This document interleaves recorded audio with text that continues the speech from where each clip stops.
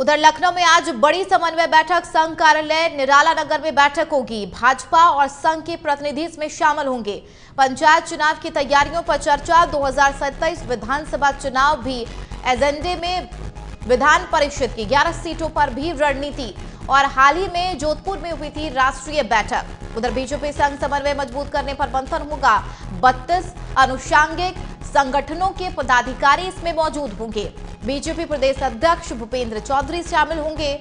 महामंत्री संगठन धर्मपाल सिंह भी इस बैठक में मौजूद रहेंगे। उधर सभी क्षेत्रीय अध्यक्षों को बैठक में बुलाया गया है। उत्तर प्रदेश में आरएसएस और बीजेपी की समन्वय बैठक आज होनी है और कई मायनों में यह बैठक बेहद अहम है। पंचायत चुनाव समेत कई मुद्दों पर बातचीत होगी। तमाम दिग्गजों की उपस्थिति होगी इस खास बैठक में। तो ये बड़ी खबर आपको बता रहे, बीजेपी के प्रदेश अध्यक्ष भूपेंद्र चौधरी भी इस बैठक में शामिल होंगे। लखनऊ में आज बड़ी समन्वय बैठक है। आरएसएस और बीजेपी की तरफ से संघ कार्यालय निराला नगर में ये बैठक होगी। पंचायत चुनाव के लिहाज से ये बैठक अहम मानी जा रही है। आरएसएस, संघ और बीजेपी की समन्वय बैठक होनी है। पंचायत चुनाव समेत कई मुद्दों पर इस बैठक में बातचीत होगी, विचार विमर्श किया जाएगा, आगे की रणनीति तय होगी। तो ये बड़ी खबर आपको बता रहे हैं, लखनऊ में आज समन्वय की बड़ी बैठक है और ये बैठक संघ कार्यालय निराला नगर में होगी। आरएसएस और बीजेपी के तमाम दिग्गज उसमें उपस्थित रहेंगे। आगामी पंचायत चुनाव को लेकर चर्चा होगी, रणनीति बनेगी और इसके अलावा क्या तैयारियां हैं चुनाव को लेकर, उस पर भी विचार विमर्श किया जाएगा। ये बड़ी खबर आपको बता रही है।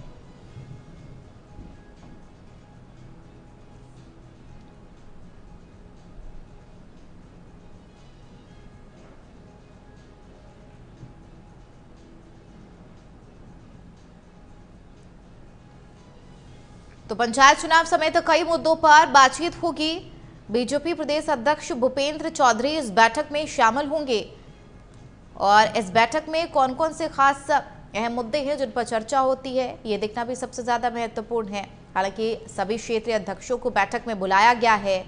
महामंत्री संगठन धर्मपाल सिंह भी इस बैठक में मौजूद रहेंगे। वहीं भूपेंद्र चौधरी भी बैठक में शामिल होंगे। पदाधिकारी होंगे, संगठन के तमाम पदाधिकारियों की उपस्थिति होगी।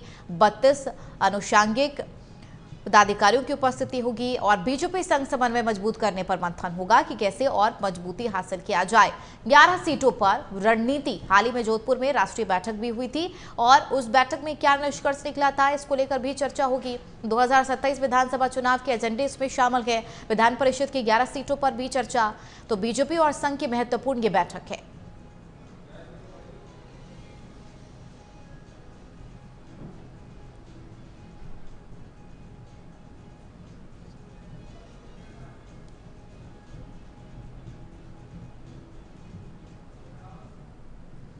इस बीच लखनऊ से बड़ी खबर, एनबीआरआई स्टार्टअप कॉन्क्लेव का आज आगाज होगा। 2 दिवसीय एनबीआरआई में स्टार्टअप कॉन्क्लेव का आयोजन किया गया है और CM Yogi Adityanath startup conclave का उद्घाटन करेंगे।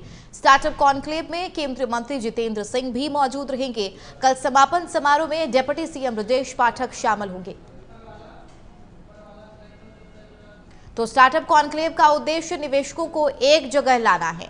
ये बड़ी खबर आपको बता रहे हैं। स्टार्टअप कॉन्क्लेव का उद्घाटन सीएम योगी आदित्यनाथ करेंगे और 4 संस्थान मिलकर इसका आयोजन करेंगे। चूंकि निदेशक जो एनबीआरआई के हैं, उन्होंने बताया है कि इसका मकसद है खासकर लखनऊ में नवाचार का माहौल बनाना। सम्मेलन के जरिए फूलों की खेती, हर्बल उत्पाद, कृषि से संबंधित स्टार्टअप्स को सशक्त बनाना है और अर्थव्यवस्था, रोजगार को सृजन को बढ़ाना है। तो इस कॉन्क्लेव में एनबीआरआई के अलावा सीडीआरआई, आईआईटीआर, सीआईएमएपी शामिल होंगे और 4 संस्थानों के संयुक्त प्रयास से इसके आयोजन बड़े स्तर पर किया जाना है। बढ़ेंगे आगे, एक और बड़ी खबर आपको बता दें, सीएम योगी आदित्यनाथ ने हिंदी दिवस की बधाई दी है। हिंदी दिवस के प्रदेशवासियों को हार्दिक बधाई। लिखा, हिंदी हमारी एकता का आधार, अस्मिता की प्रहरी है। हिंदी हमें हमारी जड़ों से जोड़ती है। हिंदी के वैश्विक प्रसार के लिए संकल्पित हो। हिंदी को डिजिटल ग्रुप की सबसे प्रभावी भाषा बनाए, सीएम योगी आदित्यनाथ ने कहा। वहीं उन्होंने हिंदी दिवस की बधाई दी है। हिंदी दिवस के प्रदेशवासियों को हार्दिक बधाई। हिंदी हमारी एकता का आधार, अस्मिता की प्रहरी। समस्त भारतीयों को एक सूत्र में पिरोती है हिंदी। और साथ ही सीएम योगी आदित्यनाथ ने कहा कि हमारी परंपराओं को संवाहिका हिंदी जड़ों से जोड़ती है। हिंदी के आधिकारिक प्रयोग, वैश्विक प्रसार का संकल्प ले और इसे डिजिटल युग की सबसे प्रभावी भाषा बनाए। तो आज हिंदी दिवस और इस खास अवसर पर सीएम योगी आदित्यनाथ ने प्रदेशवासियों को बधाई दी है और ये लिखा कि हिंदी हमारी एकता का आधार है, अस्मिता की प्रहरी है और यही वजह है कि आज के युग में सबसे ज्यादा प्रभावी से बनाना है। इसको लेकर सभी को संकल्प लेना चाहिए। उधर पश्चिम बंगाल सीएम ममता बनर्जी ने शुभकामनाएं दी हैं। सीएम ममता बनर्जी ने शुभकामनाएं दी और हिंदी दिवस की उन्होंने शुभकामनाएं दी है सभी हिंदी दिवस और ये लिखा कि हिंदी भाषा भाई बहनों को शुभकामनाएं। हम सभी भाषाओं के प्रति श्रद्धावान हैं। ममता बनर्जी ने कहा कि साल 2011 से हिंदी भाषा लोगों के लिए कई अहम कदम उठाए हैं। विकास के लिए हिंदी अकादमी का गठन किया गया है। ये बड़ी खबर आपको बता रही है आज हिंदी दिवस। ऐसे में पश्चिम बंगाल की मुख्यमंत्री ममता बनर्जी ने भी हिंदी भाषा हिंदी दिवस की शुभकामनाएं दी है और यह लिखा कि सभी हिंदी भाषी भाई बहनों को शुभकामनाएं और सभी हिंदी भाषी भाई बहनों को शुभकामनाएं दिया है ममता बनर्जी ने और यह लिखा कि विकास के लिए हिंदी अकादमी का गठन किया गया है।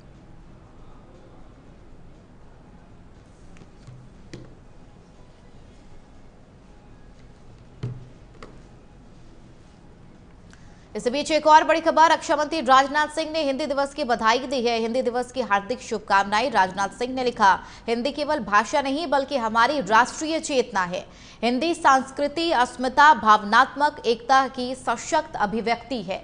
हिंदी ने देश को जोड़ने में महत्वपूर्ण भूमिका निभाई। राजनाथ सिंह ने हिंदी दिवस के इस खास अवसर पर सबसे पहले बधाई दी और हिंदी की महत्वता का जिक्र किया है। उन्होंने लिखा कि स्वतंत्रता संग्राम से लेकर आज तक हिंदी ने देश को जोड़ कर रखा है। ये बड़ी खबर आपको बता रही। हिंदी दिवस पर तमाम बधाइयां दी जा रही है प्रदेशवासियों को। इसके अलावा हिंदी की क्या खासियत है, क्या महत्वता है हमारे देश में, हमारे जीवन में, इस पर भी चर्चा की जा रही है। वहीं रक्षा मंत्री राजनाथ सिंह ने हिंदी दिवस की हार्दिक शुभकामनाएं दी और ये बताया कि हिंदी केवल भाषा नहीं है बल्कि हमारी राष्ट्रीय चेतना है। एक और बड़ी खबर, केंद्रीय गृह मंत्री अमित शाह का गुजरात दौरा। आज गृह मंत्री आज सुबह 10:45 पर पहुंचेंगे गांधीनगर। गृह मंत्री गांधीनगर में विश्व हिंदी दिवस सम्मेलन में शामिल होंगे। सरदार धाम में युवाओं के साथ संवाद भी करेंगे अमित शाह। अहमदाबाद नारायणपुरा में खेल परिसर का उद्घाटन करेंगे। 824 करोड़ रुपए की लागत से बनकर तैयार खेल परिसर अहमदाबाद में महानगर पालिका और नगर पालिका की बैठक लेंगे। तो गृह मंत्री अमित शाह का गुजरात दौरा कई मायनों में बेहद अहम है। सबसे पहले तो हिंदी दिवस के तहत जो कार्यक्रम का आयोजन हो रहा है उसमें शामिल होंगे। सरदार धाम में युवाओं के साथ संवाद करेंगे गृह मंत्री अमित शाह। ये बड़ी खबर आपको बता रही है। गुजरात का दौरा, गांधीनगर पहुंचेंगे और वहां पर बैठक भी करेंगे। अहमदाबाद नारायणपुरा में खेल परिसर का उद्घाटन करेंगे अमित शाह। सरदार धाम में युवाओं के साथ बातचीत करेंगे, उनसे संवाद करेंगे।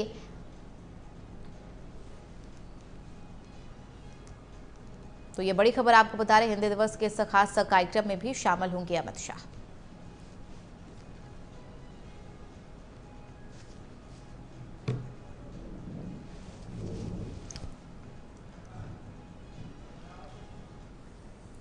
वहीं गृह मंत्री अमित शाह ने हिंदी दिवस की शुभकामनाएं दी है। ये बड़ी खबर आपको बता दें, हिंदी दिवस की शुभकामनाएं। उन्होंने लिखा कि हिंदी राष्ट्रीय एकता को बढ़ावा देने वाली भाषा है। हिंदी तकनीक, विज्ञान, अनुसंधान की भाषा बन रही है। हिंदी ने देशवासियों को एक सूत्र में बांधा है। साथ ही लिखा कि हिंदी आत्मनिर्भर भारत के निर्माण में अहम भूमिका निभाती रहेगी। ये बड़ी खबर, हिंदी राष्ट्रीय एकता को बढ़ावा देने वाली भाषा, गृह मंत्री अमित शाह ने कहा और हिंदी दिवस की शुभकामनाएं उन्होंने दी है। साथ ही ये भी लिखा कि भारत के निर्माण में अहम भूमिका हमेशा हिंदी बनाती रहेगी। हिंदी आत्मनिर्भर है और साथ ही उन्होंने ये कहा कि हिंदी ने देशवासियों को एक सूत्र में बांध कर रखा है।